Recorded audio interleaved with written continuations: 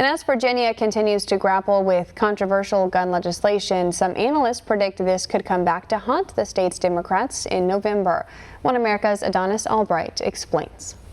Virginia has seen a tug-of-war over partisan gun control measures in recent months. Now the state's governor, Ralph Northam, is expected to sign several of them into law, a legislative victory he's long pushed for. I put 8 pieces of common sense gun legislation, things like universal background checks. We used to have 1 gun a month in Virginia that worked very well, getting rid of bump stocks, high volume magazines, red flag laws. These are common sense pieces of legislation. I will introduce those again in January, and I'm convinced with a majority now in the House and the Senate, they will become law, and because of that, Virginia will be safer. Among other things, the bills will establish red flag laws, enact background checks on gun purchases, and implement restrictions on open carry laws. But pundits say this may land them in hot water with voters at the ballot box. According to a report by ABC News, the Democrat-led effort to enact strict policies on firearms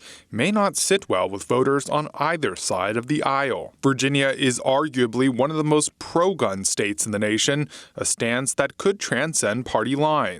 And with several counties declaring themselves Second Amendment sanctuaries, it would come as little surprise some Democrats may be feeling uneasy about the new laws. This bill does not make anybody safer. This bill will not make Virginians safer. What this bill does is make Virginians, law-abiding Virginians, felons overnight. We strongly oppose this bill.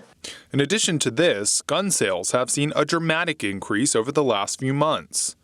This all comes after Virginia's state House and Senate were flipped blue last year, marking a first for Democrats in years. It's possible voters this time around will take note of the General Assembly's stance on gun control and decide if they want these kind of policies to take center stage in the Old Dominion state. In the meantime, the governor is expected to sign off on the measures in the near future.